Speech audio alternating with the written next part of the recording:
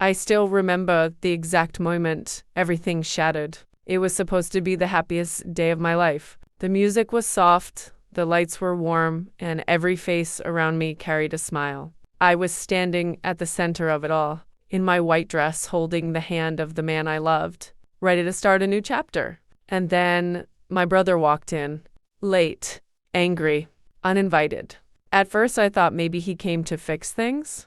Maybe, just maybe, he'd had decided to let go of the bitterness he had carried for years. My heart softened for a second, because no matter how broken things were between us, he was still my brother. But what I didn't know that day was that he hadn't come to make peace. He had come to destroy it. "You really think you deserve this?" he shouted, his voice cutting through the room like glass. The music stopped. Conversations froze. Every eye turned toward us. My hands started shaking, but I tried to stay calm. "Please, not today," I whispered. But he stepped closer, his face filled with something I had never seen before, pure resentment. "You always take everything," he said. "Everything good. Everything I ever wanted." I didn't understand. I never had. Growing up, I was the quiet one, the one who stayed out of trouble, who worked hard, who tried to keep peace in a house full of tension. He was the opposite. Loud, unpredictable, always chasing something he never seemed to find. But that day, none of it made sense anymore. "Stop this," I said, my voice barely holding together. And then it happened. Without warning, without hesitation. He punched me. Right there, in front of everyone. The world went silent. I felt the impact before I understood it. My vision blurred, my body stumbled, and the only thing I could hear was my own heartbeat echoing in my ears. I tasted something metallic. My hands trembled as I tried to stay standing. And in that moment, I realized something terrifying. This wasn't anger anymore. This was hatred. But what broke me even more was what he said next. "You deserve this." And for a second, I believed him until my husband stepped forward.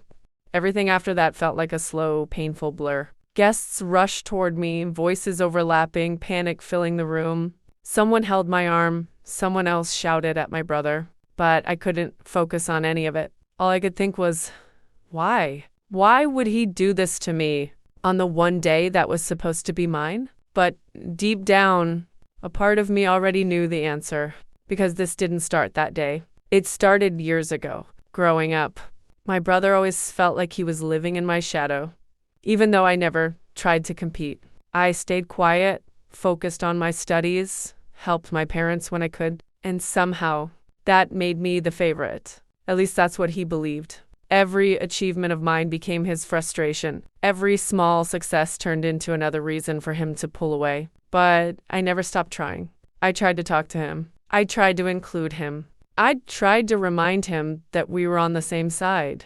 But slowly, he stopped seeing me as his sister and started seeing me as his enemy. When I met my husband, things only got worse. He was kind, calm, and supportive. Everything my life had been missing. And for the first time, I felt safe, truly safe. But my brother didn't see that. He saw someone who had taken his place. "You think he's better than me?" he once asked, months before the wedding. "No," I said gently. "It's not about better. It's about peace." But he didn't want peace. He wanted validation. And when he didn't get it, his anger grew louder. Still, I never imagined it would come to this. Back in the wedding hall, I could feel the weight of everyone's eyes on me.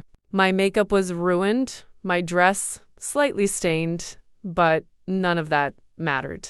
What mattered was the silence, because in that silence I felt something inside me break, not just from the pain of the punch, but from the realization that I had lost my brother a long time ago. And then my husband spoke. He had been quiet until that moment, standing still, watching everything unfold. But when he stepped forward, the entire room seemed to shift. His voice was calm, controlled, but firm. "That's enough." He didn't raise his voice. He didn't show anger. And somehow, that made it even more powerful. He stood between me and my brother, not aggressively, but protectively. "You don't get to speak to her like that," he said. "And you definitely don't get to touch her."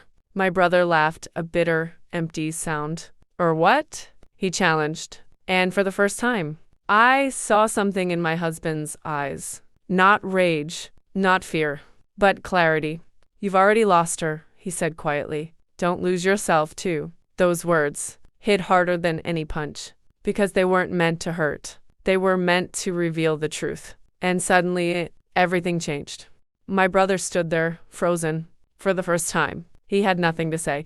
No accusations. No anger, no defense. Just silence. And in that silence, the weight of his actions finally caught up to him. The guest slowly stepped back, creating distance, not just physically, but emotionally. The whispers began, but they weren't about me anymore. They were about him. The moment he tried to take control of this story slipped out of his hands. And for the first time in his life, he had to face the consequences. Security escorted him out, not forcefully, but firmly. He didn't fight back. He didn't shout. He just walked away, alone. And I watched him go, not with anger, not even with sadness, but with a strange sense of closure. Because in that moment, I understood something I had been avoiding for years. You can love someone deeply and still choose to walk away from the pain they bring into your life. The wedding continued, slowly at first. People returned to their seats. The music came back, softer at this time, and I stood there, still shaken, still emotional, but no longer broken. Because I wasn't alone, my husband held my hand gently this time, as if reminding me that I was safe. And when I looked at him, I saw something stronger than revenge. I saw support. I saw respect. I saw a future that wasn't built on fear, but on peace. We finished the ceremony, not perfectly, but honestly, and sometimes that matters more. Days later, I received a message from my brother.